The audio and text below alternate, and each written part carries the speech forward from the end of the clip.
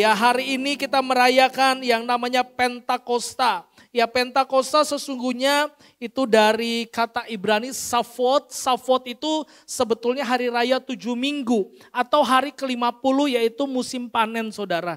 Dan di dalam teks Yunani kata Pentakosta itu juga sama, hari ke-50. Dari mana? Dari Paskah, saudara. Jadi orang saat itu ketika di Kisah Rasul pasal 2, mereka belum mengerti. Ketika banyak orang berkumpul di Yerusalem, yang mereka mengerti hanya mereka akan merayakan yang namanya Shavuot. Bukan Pentakosta, saudara, hari raya ke-50.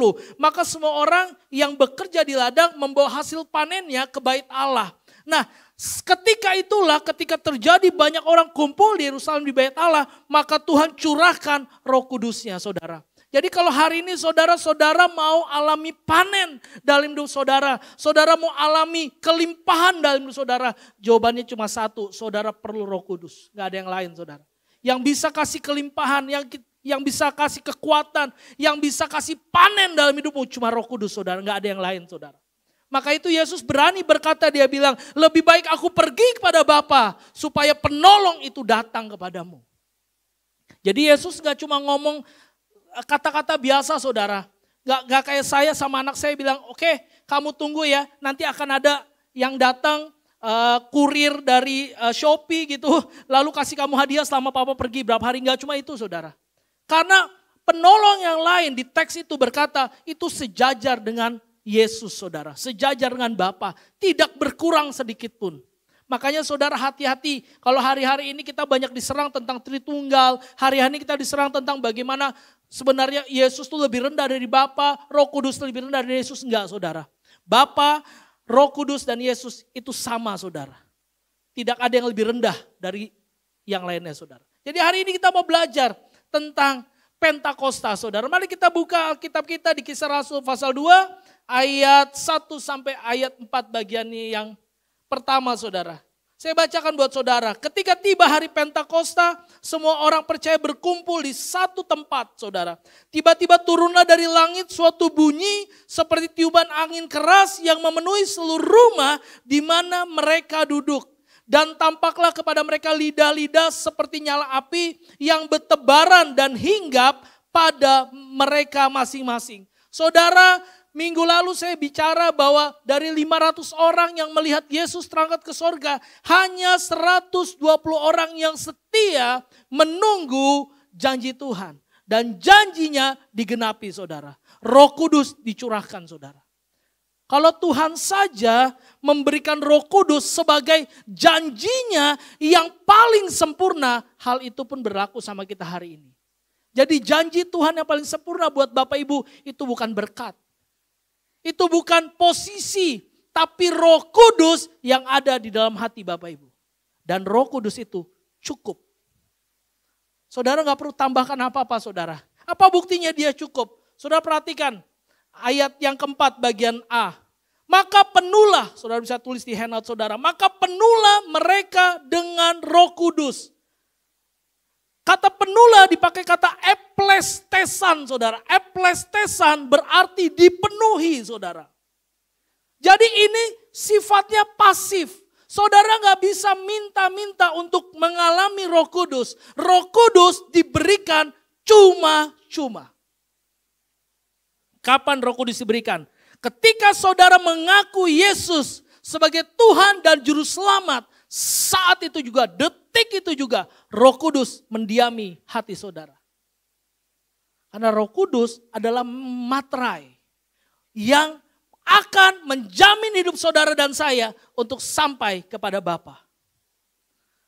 Jadi Bapa tidak melihat siapa saudara, Bapa tidak melihat masa lalu saudara, tapi Bapa melihat siapa yang sudah menebus saudara, Yesus, dan siapa yang mendiami hidup saudara, Roh Kudus. Itulah yang menjamin bahwa keselamatan tidak bisa hilang. Saya harus tegas berkata, keselamatan tidak bisa hilang. Ada orang tanya sama saya, Pak kalau begitu, kalau jatuh bangun dalam dosa, keselamatannya hilang gak Pak? Pertanyaannya harus dibalik. Kalau engkau sudah punya Roh Kudus dalam hatimu, engkau gak akan pernah jatuh bangun dalam dosa. Karena Roh Kudus itu aktif. Dia roh yang akan menghibur, memberi kekuatan, menyatakan kesalahan. Jadi kalau sampai orang masih jatuh bangun dalam dosa, tapi bilang sudah lahir baru, bilang sudah punya Roh Kudus, itu palsu, pembohong. Dan untuk orang-orang pembohong, keselamatan bukan tidak hilang karena mereka tidak mendapatkan keselamatan itu sebelumnya. Tapi buat saudara dan saya yang mengaku percaya sungguh-sungguh Yesus adalah Mesias, Roh Kudus dalam hati kita, waktu kita jatuh, kita akan loncat keluar dari dosa itu. Jangan bilang, saya masih terikat. Boleh dong kalau saya masih terikat. Saya percaya Yesus kok saya melayani. Tapi sorry yang ini saya gak bisa lepaskan. Bohong. Sebab orang yang punya Roh Kudus pasti lepas dari segala jenis keterikatan. Waktu saya persiapan khotbah ini saudara, Roh Kudus kayak bilang sama saya, kamu juga bohong. Hah? Kenapa saya bohong? Saya udah gak terikat Tuhan. Kamu terikat makan di atas jam 6. Makanya badanmu kayak gentong. Lalu Roh Kudus ingatkan saya, coba kamu lihat khotbahmu tahun 2021. Saudara akan melihat seorang pria yang ganteng. Ketika saudara buka YouTube MCC BSD tahun 2021, saudara akan lihat muka saya yang lebih ganteng dari sekarang. Kenapa? Karena waktu itu berat badan saya hanya 75. Dan ketika Roh Kudus bicara sama saya, pelan-pelan, boleh tanya Yosi, boleh tanya Kasih, boleh tanya tim di gereja, saya kurangi porsi makan. Di atas jam 6, kalau tidak ada yang ajak makan, saya gak makan. Betulan saudara. Kenapa? Karena Roh Kudus bilang, kalau kamu juga bilang kamu lepas dari keterikatan, tapi makan itu mengikat kamu. Itu juga sama. Oh saya bilang ampun Roh Kudus. Tapi Roh Kudus itu ingatkan kita saudara. Gak mungkin saudara jatuh, Pak, sorry ya Pak, saya pelayanan kok Pak. Ya, tapi yang ini saya gak bisa lepas Pak, bohong. Kamu harus bisa lepas itu. Mungkin gak di dalam hati saudara yang penuh dengan Roh Kudus, ada kuasa lain, ada roh lain di dalam situ. Gak mungkin saudara. Jadi segala keterikatan itu harus hilang tatkala Roh Kudus masuk dalam hati kita. Karena Roh Kudus itu aktif. Kisah Rasul 1 ayat 8 saudara. Udah pernah di-share sama Pastor Ellen. Kamu akan menerima kuasa kalau Roh Kudus turun ke atas kamu. Kuasa dunamis. Yang namanya dunamis, namanya dinamit, itu gak bisa di-stop saudara. Itu akan bekerja. Ketika ada resisten, ketika ada virus, bakteri, dosa masuk dalam hati kita, Roh Kudus akan filter saudara. Saudara tahu ginjal ya? Ginjal gitu saudara. Saudara makan gula banyak-banyak, siapa yang capek? Ginjal saudara. Daging banyak-banyak, kolesterol, asam urat, siapa yang capek? Ginjal saudara. Ginjal itu akan filter sedemikian rupa. Makanya kalau ginjalnya rusak, habis saudara. Kuning. Tapi Roh Kudus kan gak bisa rusak saudara. Berarti kalau saudara masih minum racun, makan racun, keterikatan dengan racun. Jawabannya cuma satu. Roh Kudusnya belum ada. Sebab kalau ada Roh Kudus, saudara gak akan bisa berdiam di dalam dosa. Roh Kudus yang mengisi saudara, bukan usaha manusia. Kepenuhan Roh Kudus adalah karya Allah semata. Dan saya mau berkata, Roh Kudus satu kali untuk selamanya dicurahkan. Ketika saudara lahir baru, saudara gak perlu minta lagi kepenuhan Roh Kudus. Jadi hari ini jangan harap ada doa penumpangan tangan untuk penuh Roh Kudus, gak ada. Kalau saudara mau punya Roh Kudus, saudara lepas dari belenggu dosa keterikatan, saudara doa sendiri bilang, Tuhan aku mengaku Engkau adalah Tuhan dan Juru Selamat pribadi dalam hidupku. Maka detik itu juga Roh Kudus masuk. Pak saya udah ngomong berkali-kali Pak, bahkan setiap KKR saya maju lagi, jatuh lagi, maju lagi, jatuh lagi Pak. Kau belum sungguh-sungguh. Sebab bisa bedakan ya, kalau saya ngomong sama Yosi, Yosi aku mencintaimu. Tapi tiap hari aku tamparin dia, aku pukulin dia, aku usir dia, cinta apa itu? Tapi aku gak usah ngomong sama dia, Yosi aku cinta kamu. Aku beliin dia baju, aku beliin dia celana, aku beliin dia make up yang belum terjadi. Bukankah semua wanita pengennya gitu? Gak usah ngomong, stop. Stop saying that you love me. Benar ya?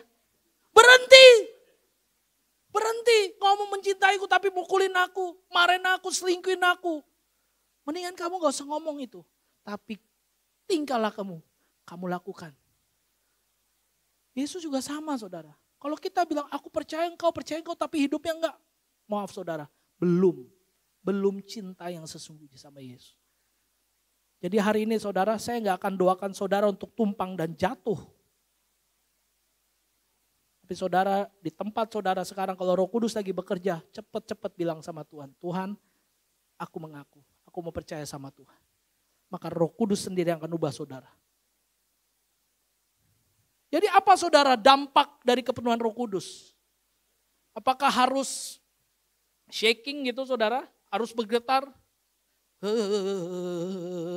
Oh bisa, apa yang gak bisa sih buat Roh Kudus? Apa yang gak bisa buat Tuhan? Saudara, saya tidak sedang bicara tentang 1 Korintus pasal 12 dan 1 Korintus pasal 14 tentang karunia roh. Tapi saya bilang tentang dampak kepenuhan Roh Kudus saudara. Sekali lagi disclaimer dulu saudara, saya orang yang dipenuhi Roh Kudus. Saya bisa berbahasa roh. Kok Bapak sombong gak? Biarin aja. Jadi jangan antipati dengan bahasa roh, antipati dengan karunia. Sebab tanpa karunia Roh Kudus tidak mungkin bisa ada gereja ini. Tidak mungkin. Tidak pernah di lain kuasa Roh Kudus, kalau kekuatan manusia gereja ini bisa berdiri. Tidak mungkin. Emang yang bisa ngajak Bapak Ibu Saudara ke gereja siapa? Pendeta, nggak mungkin. Saudara akan bosan, baru kemarin ketemu saya, sekarang ketemu saya lagi. Di prank lagi. Iya kan? Di iklan kan lain kan orangnya kan. Pas keluar saya tahu saudara sudah menatap saya dan berkata, hah. Jadi kalau bukan Roh Kudus nggak mungkin saudara. Saya bisa melayani, itu cuma Roh Kudus, bukan karena hebat kuat. Dan kita bisa lihat apa dampaknya saudara. Yang pertama, dampaknya, Roh Kudus, tulis di situ, melenyapkan penghalang untuk bersaksi. Saya bacakan dulu ayat 1 sampai ayat 4 saudara.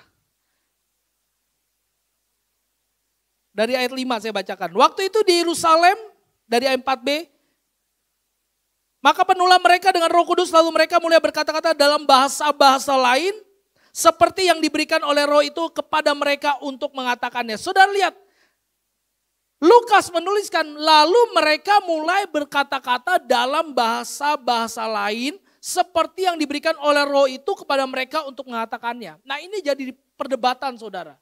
Meskipun ini udah clear, Alkitab mengatakan ini bukan bahasa sorga, ini bukan bahasa roh.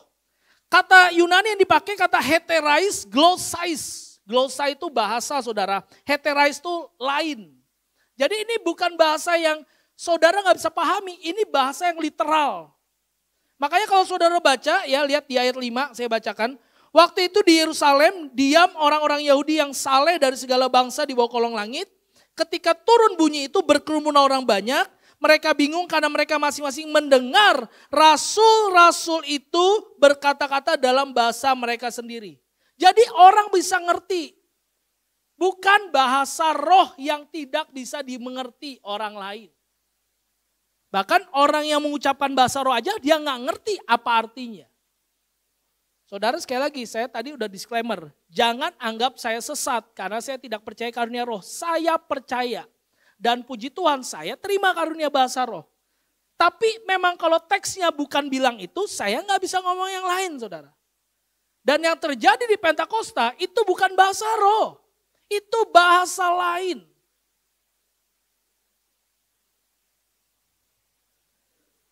Jadi bisa dimengerti saudara. Nah ini yang sedang bilang sama kita. Waktu itu ketika orang dengar pakai bahasa mereka, itu saudara tahu. Ada kata te-idia dialekto. Artinya apa? Dialek masing-masing. Ini bayangkan ya, Tuhan itu luar biasa saudara. Kalau dia mau menolong saudara untuk bersaksi, untuk bercerita, bukan hanya bahasa. Ya saya tahu mungkin ada di sini ada orang-orang yang pakai bahasa Mandarin. Ada ke, ada haka, ada kuntian, ada banyak saudara bahasa Mandarin. Ini yang disebut dengan dialeknya beda-beda saudara. Indonesia, Malaysia itu beda saudara.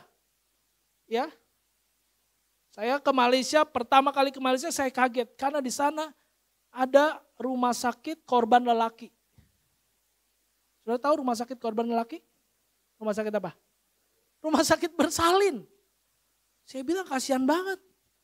Oh ternyata benar yang bikin wanita bersalah memang karena pengorbanan seorang lelaki. Ya juga sih ya. Itu dialeknya bisa berbeda loh. Dan Roh Kudus kasih ini.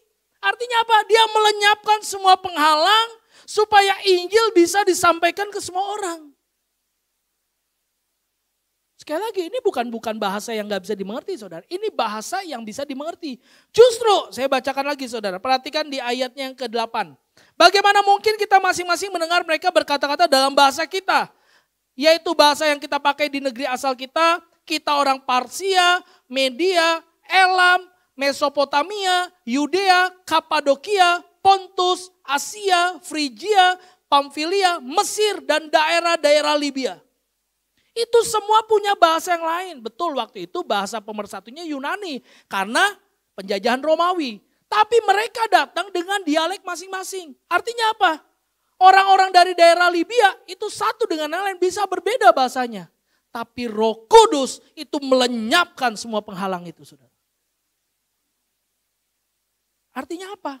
Sampai detik ini, kalau saudara punya Roh Kudus, saudara merasa kepenuhan Roh Kudus, seharusnya tidak ada lagi batasan-batasan untuk saudara bersaksi. Pertanyaan buat kita hari ini. Sudahkah saudara bersaksi? Pertanyaan kedua hari ini. Apakah saudara masih merasa ada batasan ketika saudara bersaksi? Pak, saya orang Batak, dia orang Jawa. Saya nggak mungkin bisa ngomong Jawa sama dia. Pak, budayanya beda, Pak. Saya pernah cerita di sini. Saya waktu waktu mission trip tingkat 3 di kampus teologi. Saya diutusnya kemana saudara? Ke Medan saudara. Medan benar-benar Medan saudara, kampung bukan kota saudara. Yang orang rata-rata nggak ada yang ngerti bahasa Indonesia. Tapi bisa tuh saudara, 2 minggu saya di sana.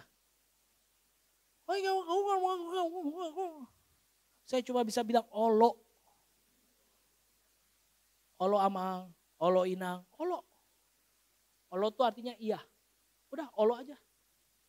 Gak ada yang lain bisa. Tapi kebetulan aja mukanya kayak Batak katanya. Marga aha. Marga. Aha. Aha. Aha. Aha. Aha. Gak ngerti saudara. Saya cuma tahu pulang dari mission trip itu cuma tahu 3 kata. Kata apa itu? Nungamangan ho. Itu doang yang saya tahu. Apa artinya? Udah makan kau? Karena saya datang kemana langsung tanya. Udah nungamangan ho. Jadi yang saya ingat cuma itu. Nungamangan ho, nungamangan ho, nungamangan ho, nungamangan. Udah gak ada yang lain. Waktu khotbah pakai bahasa apa? Bahasa Yunani. Ya enggak lah saudara, bahasa Indonesia. Semua opung-opung masih pakai pinang. Saya nggak ngerti lah bahasanya apa. Saya nggak tuh ngerti apa pokoknya bang. Pokoknya yang saya tahu kalau semua pendeta khotbah di kampung itu katanya ciri tanda orang terima itu pendeta adalah pulang dari ibadah ada yang bawa ayam ke depan, ada yang bawa kelapa ke depan. Dan waktu itu saya pulang banyak banget. Bahkan ada kepala babi. Saya nggak bisa nanya juga, emang tadi Inang ngerti saya ngomong apa? Kan nggak bisa juga bahasanya, nggak ngerti saya. Tapi Roh Kudus bisa tuh. Sampai waktu kami pulang, waduh itu saudara benar-benar karena di kampung, ini maaf ya bukan ngerendahin orang halak kita gitu. Bukan ngerendahin saudara, tapi benar mungkin nggak tahu nggak mandi atau apa gitu ya. Jadi wanginya dari 2 meter udah wangi sama saya. Udah gitu mau peluk saya lagi. Mau cium saya lagi. Aduh saya bilang udah nggak usah lah. Nggak usah nggak apa-apa gitu. Tapi mereka nganterin ke bandara.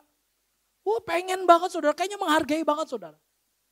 Saya yakin kalau bukan karena Roh Kudus nggak mungkin bisa saudara. Harus Roh Kudus yang menerjemahkan hambatan-hambatan bahasa, hambatan budaya. Makanya saya pede-pede aja saudara. Kan Inggris saya grade 4. Tapi saudara saya kalau ketemu orang Kia, wah.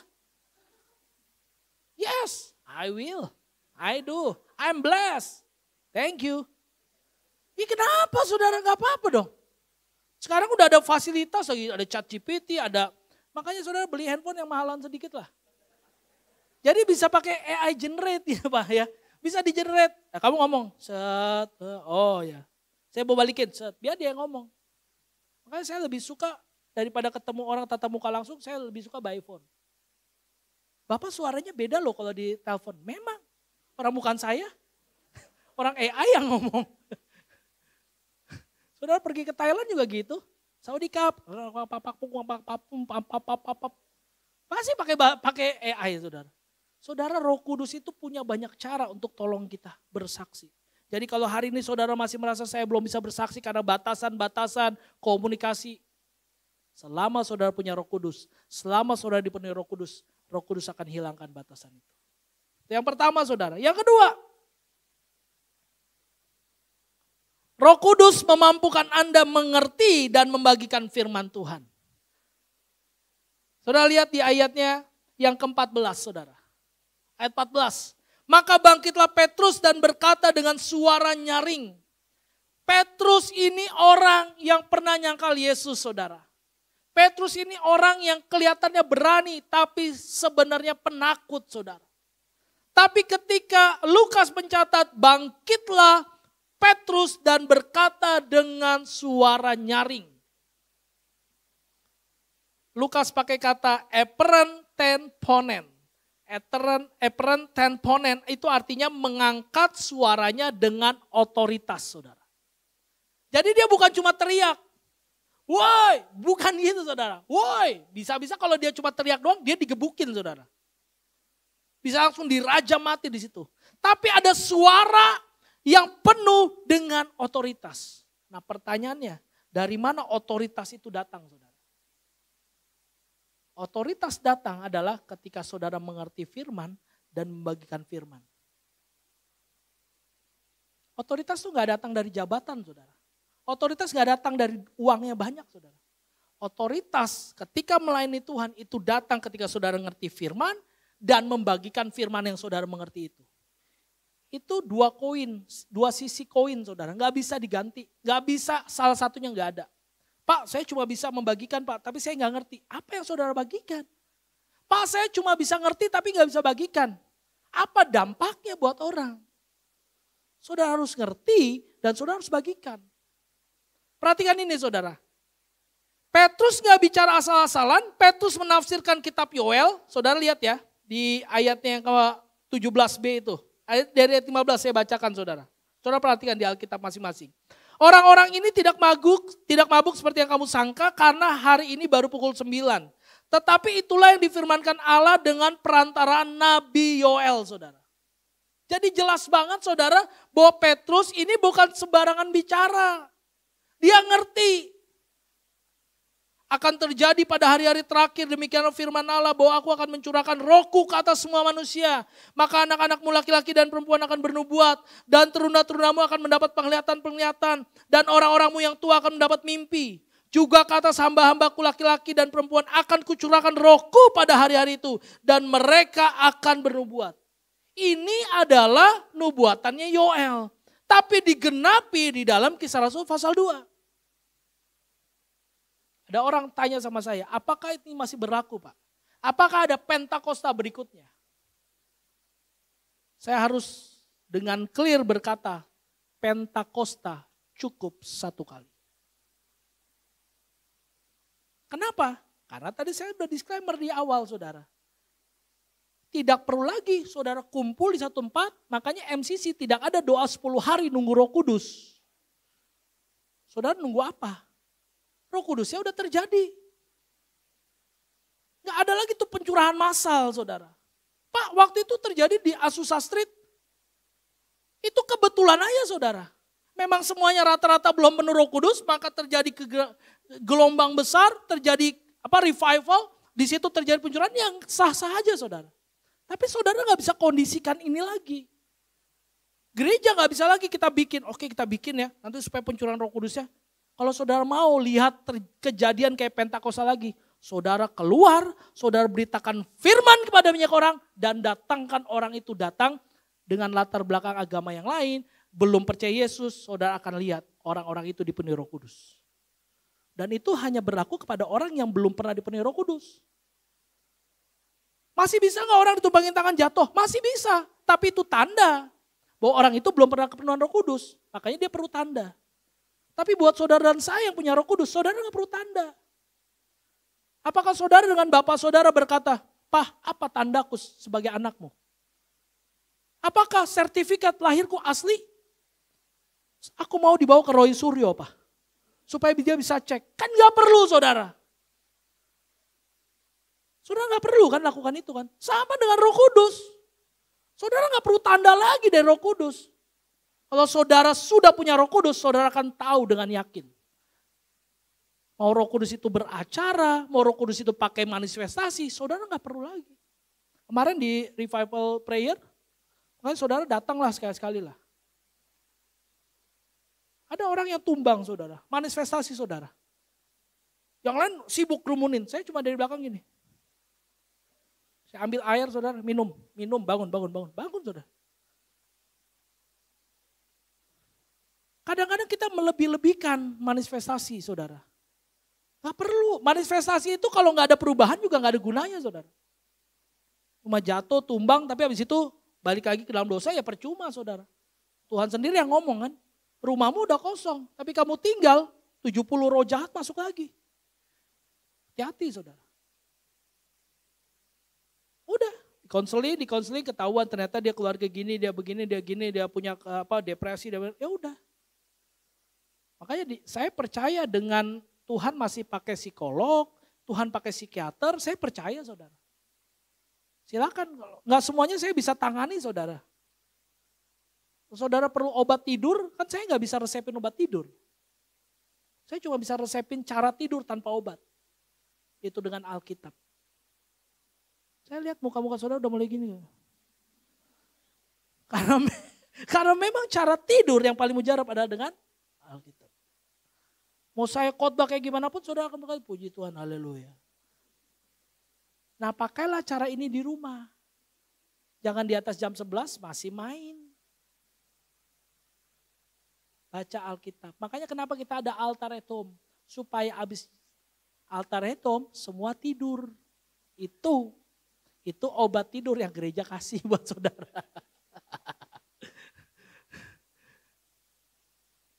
Jadi di sini bilang dia tidak asal-asalan saudara. Bahkan dikatakan apa? Dia menguraikan dengan jelas. Diesegeto. Makanya kalau saudara sering dengar saya pakai kata eksegesis, Alkitab itu harus dieksegesis. Eksegesis itu artinya mengeluarkan.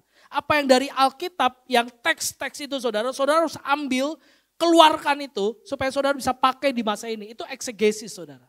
Dan kata eksegesis itu dipakai juga oleh Lukas ini. Dieksegeto, menguraikan dengan jelas. Jadi bukan cuma ngomong, dijelaskan saudara. Di ayat 25.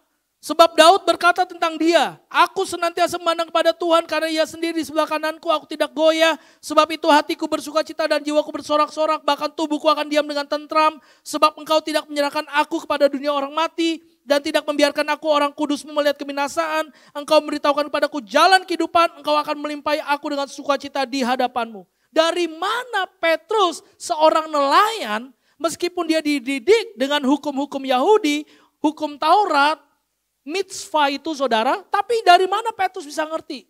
Apakah dia sekolah teologi dulu? Enggak saudara. Tapi Roh Kudus kasih dia hikmat.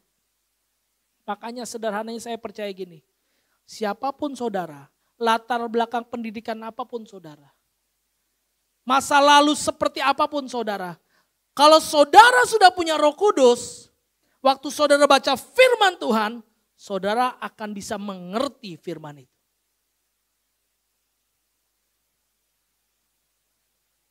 Pasti saudara. Kalau saudara nggak ngerti firman itu, ya saudara mau bagikan apa? Makanya di Menorah Star, saya suka banget saudara. Setiap minggu ada yang namanya Bible Memory Verse, ayat Alkitab. Mungkin perlu kali di ibadah umum juga gitu. Pak Teddy nanti tolong diumas gitu Pak. Tolong pilih satu ayat supaya mereka hafalin. Kalau bisa Kisah Rasul 2 semuanya, ayat 1 sampai 47 Pak. Hafalin semua umas. Kenapa penting Bapak Ibu, kenapa penting buat anak-anak kita? Karena biar mereka tuh ngingat itu. Dengan mengingat itu ketika mereka menghadapi satu pergumulan hidup mereka, ayat itu akan keluar sendiri saudara. Makanya nanti kenapa kita ada namanya sekolah Injil liburan. Tanggal 21 Juni. Bapak Ibu tolong sebelum bawa anak-anak kemana-mana. Ajak dulu ke sekolah Injil liburan. Kenapa gereja kita itu fokus dengan pengajaran saudara? Bukan apa-apa. Karena hanya pengajaran yang dapat menolong kehidupan Bapak Ibu. Ya, firman Tuhan itu roh yang memerdekakan katanya. Ketika saudara dengar, dia memerdekakan kita, dia menimbulkan iman dalam hidup kita, dan itu yang bantu kita untuk menyelesaikan persoalan. Pendeta gak bisa, uang gak bisa saudara. Yang bisa siapa? Roh Kudus. Jelas saudara. Responnya gimana orang banyak? Mereka tertusuk hati saudara. Kata Gesan ten kardian, tertusuk hatinya. Artinya apa? Ketika Roh Kudus bekerja, semua orang pasti gelisah, tertusuk hatinya. Jadi kalau saudara dengar khotbah, saudara santai, nggak terjadi apa-apa. Saudara cek lagi, ada Roh Kudusnya nggak? Saya bergumul saudara, jujur aja sama saudara, saya bergumul. Karena mungkin tahu sedikit banyak tentang ini, eksegesis dan sebagainya. Ketika orang khotbah, saya jadi ya orang bilang kayak orang Farisi lah, kayak orang ahli Taurat lah, yang ngecek dia khotbah gitu kan saudara. Tapi ada beberapa pengkhotbah yang sederhana banget.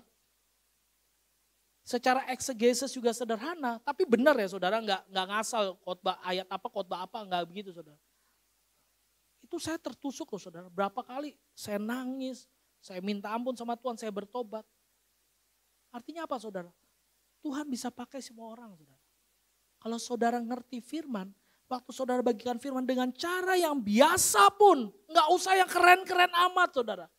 Orang itu pasti responnya tertusuk saudara.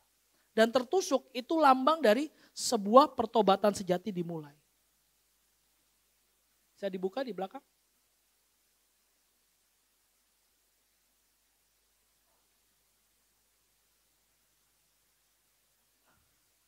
Iya.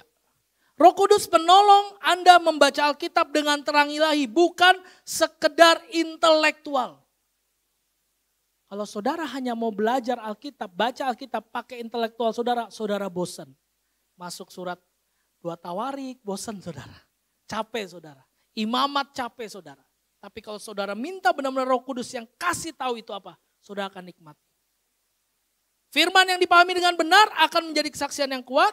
Roh Kudus memberi Anda keberanian untuk membagikannya, bahkan ketika Anda merasa tidak cukup mampu. Dan yang ketiga saudara, apa yang menjadi dampak dari Roh Kudus? Roh Kudus memampukan Anda untuk hidup sebagai teladan iman. Ayat 42, mereka bertekun dalam pengajaran rasul-rasul dan dalam persekutuan. Saudara lihat kata bertekun, kata proskarterontes. Proskarterontes itu artinya mereka menjalani kehidupan iman secara konsisten saudara. Untuk apa konsistennya? Belajar firman, berdoa, berbagi dan bersekutu. Saya mau bilang di gereja ini semuanya ada. Saudara mau belajar firman? Ada DBR, ada daily devotion. Saudara mau berdoa, ada we pray. Saudara mau berbagi, bersekutu, ada home. Itulah kenapa saya bilang minggu lalu, ini bukan gereja yang sempurna. Tapi dari lahir sampai mati, semua ada di gereja ini saudara. Saudara silakan cek, gereja yang sehat itu gereja yang seperti apa? Gereja yang seperti jemaat mula-mula. Ada firman, ada doa, ada berbagi, ada bersekutu. Itu gereja sehat. Dan kalau gereja sehat, saudara nggak usah capek-capek. Tuhan akan tambahkan jiwa-jiwa. Itu gereja sehat. Dan kalau saudara jemaat yang sehat, saudara pasti mau berbagi, pasti mau belajar firman, pasti mau berdoa, pasti mau bersekutu. Amin. Makanya saya bersyukur hari ini. Puji Tuhan saudara. Saya tadi dapat laporan dari Asyar. Segini banyaknya. Saudara lihat ya, sebelah kiri sekarang udah tambahin kursi. Ya karena katanya kalau di belakang kepenuhan Pak, sesak orang keluar. Ya nanti kita buka pintu di sini deh nih. Jadi yang keluar bisa langsung turun.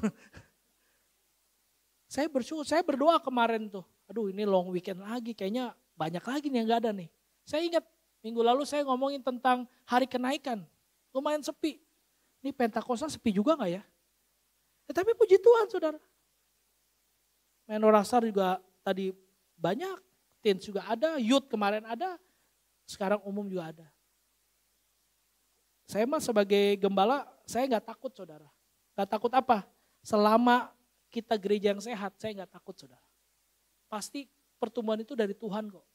Yang penting ada ini unsurnya, belajar firman, berdoa, berbagi, dan bersekutu. Kehidupan komunitas mereka begitu berdampak. Sehingga mereka act contents, karin dari kata karis. Kasih karunia, sukacita. Karena kita diberikan kasih karunia, kita bisa sukacita. Dan bentuk pasifnya adalah disukai. Makanya kalau saudara hidup dalam konsisten untuk tadi berdoa, belajar firman, bersekutu, berbagi, saudara akan disukai semua orang. Bahkan dia apa katanya? Ditambah-tambahkan orang. Ayat 47. Roh Kudus membentuk gaya hidup baru yang menjadi teladan nyata bagi dunia di luar gereja. Ayat 47 saudara, saya bacakan. Sambil memuji Allah dan mereka disukai semua orang dan tiap-tiap hari Tuhan menambah jumlah mereka dengan orang yang diselamatkan. Tiap-tiap hari saudara. Jadi kalau saudara mau ada orang yang banyak datang kepada Tuhan untuk diselamatkan oleh Tuhan, saudara harus punya gaya hidup yang benar. Saudara harus jadi teladan, kita harus jadi teladan. Karena dunia ini gak nunggu khotbah kita saudara. Dunia ngelihat hidup kita. Roh Kudus ingin menjadikan Anda teladan iman, di mana? Di rumah, di kantor yang masih sekolah, di sekolah, dan juga di komunitas kita. Saya undang para pemain musik boleh maju ke depan. Saya simpulkan saudara, setelah Kisah Rasul pasal 2 ini, maka murid-murid tersebar saudara. Kalau saudara baca Kisah Rasul pasal 3, baca pasal 4, murid-murid tersebar saudara. Pergi keluar dari Yerusalem saudara. Kemana mereka? Mereka aktif untuk beritakan firman. Jadi hari ini saudara pulang dari sini boleh, nanti makan siang, mikir boleh, tapi ingat, Roh Kudus itu seharusnya memberikan kuasa buat saudara untuk bersaksi. Jadi waktu makan bersaksi. Saudara boleh tanya teman-teman saya kalau makan sama saya ini bawelnya minta ampun saudara. Ya, itu waiter saya ajak ngomong, itu ada orang jalan, tuh, saya ajak ngomong. Bukan mau so asik saudara. Karena saya mau bangun jembatan untuk bisa ngomong Injil sama dia.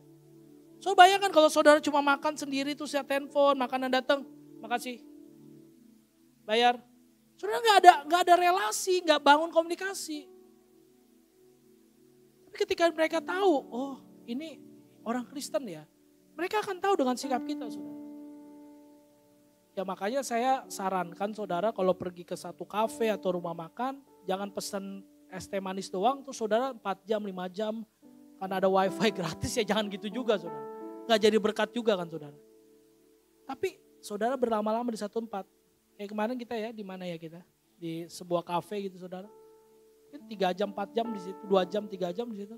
Tapi banyak banget orang bisa kita ajak ngomong loh saudara. Saya pernah cerita juga di satu kafe kami lagi ngobrol, tiba-tiba ada seorang tukang kartu kredit nawarin saudara. Saya ajak ngomong itu, padahal saya udah punya kartu kreditnya. Saya ajak ngomong. Singkat cerita nangis saudara, nangis tuh cowok saudara. Terus Roh Kudus kayak bilang, doain aja. Rame itu kafe, rame. Saya bilang, kamu mau gak saya doain? Ya boleh Pak, boleh. Ayo saya bawa pojok kita doain. Saudara, kalau saudara dipenuhi Roh Kudus, saudara gak akan bisa diam untuk gak bersaksi. Saudara akan pakai cara putar otak gimana ngomong sama orang untuk sampaikan firman. Tapi beda, kalau saudara gak punya Roh Kudus ya saudara akan santai aja. Ini anak-anak muda yang suka main golf, bukan biliar saudara.